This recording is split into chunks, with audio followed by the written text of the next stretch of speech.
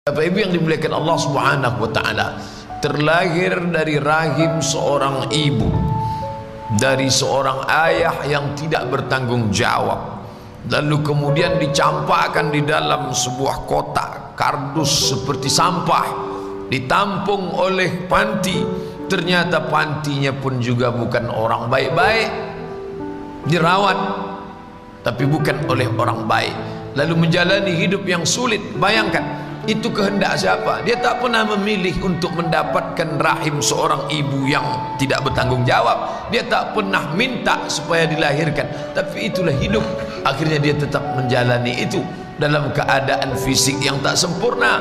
Orang tua tak lengkap, fisik tak sempurna, tapi hidup terus juga berjalan. Orang tak boleh mati bunuh diri, karena bunuh diri tak menyelesaikan masalah dalam ajaran Islam. Sampai lambat laun, sampai masanya menikah. Menikah pun juga tak mendapatkan suami yang layak, mendapatkan orang yang juga tak bertanggung jawab. Sudahlah orang tua tak lengkap, tak sempurna, mendapatkan orang tua yang tidak baik, lalu kemudian mendapatkan pendamping hidup yang tak semestinya. Dari hasil pernikahan itu dapat pula lah anak-anak yang juga tak berbakti. Apalah lagi nikmatnya hidup. Coba bayangkan, indahnya senda gurau dengan ayah dan ibu tak dia dapatkan. Nyamannya hidup di bawah lindungan, naungan seorang suami juga tak dia dapatkan. Bakti seorang anak pun tak juga diperoleh. Lalu kemudian kapan dia merasakan nyamannya, indahnya hidup itu? Kapan? Inilah kesulitan. Tapi orang beriman tak pernah mencaci maki Allah Subhanahu wa taala. Disitulah maqam yang paling tinggi. Raditu billahi rabbah. Aku ridha ya Allah. Ridha bukan berarti pasrah. Ridha bukan berarti tidak berbuat. Bukan apatis. Apatis bukan ridha. Maka orang beriman itu ridhanya beda. Dia tetap berjuang. Tapi kalau dapat juga yang seperti itu, maka dia tidak berkeluh kesah. Kenapa? Karena ini akan ada akhirnya. Di mana akhirnya? Saat ruh berpisah dengan jasad.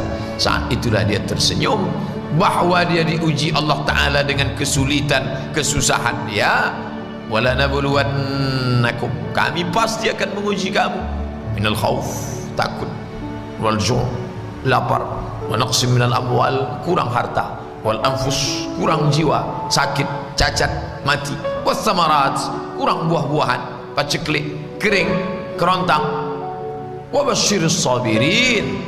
Tapi tetap engkau berikan kabar gembira kepada orang-orang yang mampu menahan lidahnya untuk mencaci maki, menyumpah serapah Allah. Siapa itu? Alladzina idza asabatuhum musibah, mereka yang ketika ditimpa kesusahan, kesulitan, mereka mengucapkan kalimat keluar dari mulutnya. Apa kata dia? Qalu, mereka berkata, inna lillah wa inna ilaihi raji'un. Jangankan kesulitan ini, jangankan kepayahan ini, inna, kami pun lillah, milik Allah. Seperti mayat yang dimandikan orang hidup, tangannya mau dibelokkan ke sini, kakinya mau dibengkokkan, mau itu dia tak ada kuasa lagi. Dia serahkan kepada Allah Subhanahu wa taala. Inna lillah wa inna ilaihi raji'un. La haula wa la quwwata illa billah. Itulah yang kita ucapkan setiap pagi selesai salat tadi. La ilaha illallah wahdahu la syarikalah, lahul mulk. Aku tak punya kuasa, walahul hamd.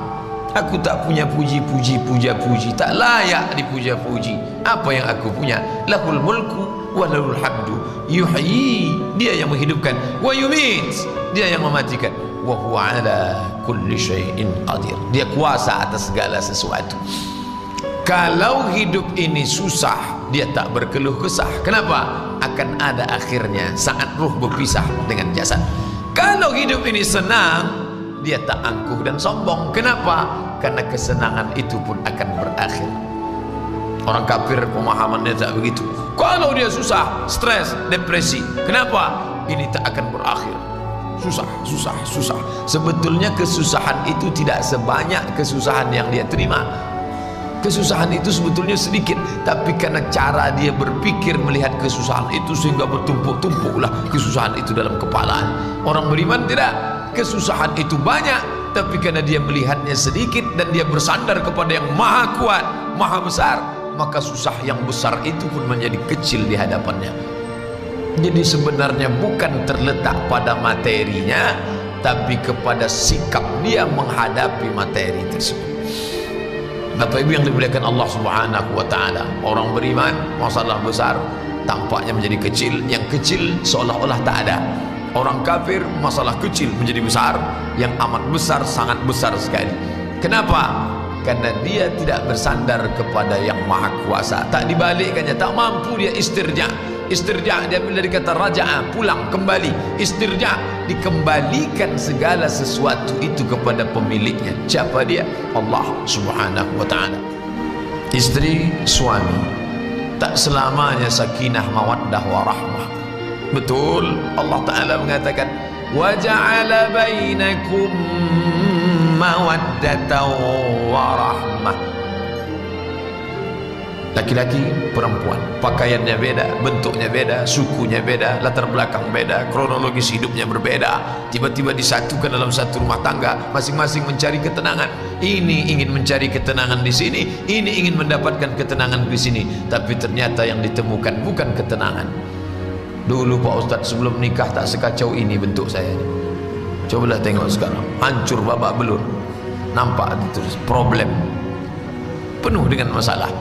Masalah menikah, masalah muncul anak, tambah masalah, nambah ini, tambah masalah, pergi tempat kerja, masalah, jadi masalah. Hidup ni kalau sudah masalah, itu menengok baygot macam Coca-Cola.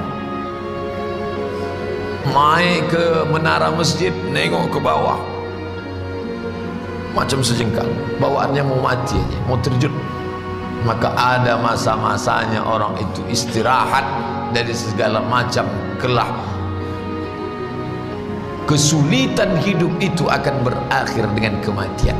Jadi kalau ada orang yang tak sabar, mana tahu dia ngadu ke Bapak Ibu, banyak betul kesulitan saya ni Pak Ustaz. Sabar, ini ujian dari Allah, tapi saya tak sabar saya menghadapnya. Tahan sampai masanya nanti berakhir ni semua. Kapan berakhirnya Pak Ustaz? Ketika ruh berpisah dengan jasad.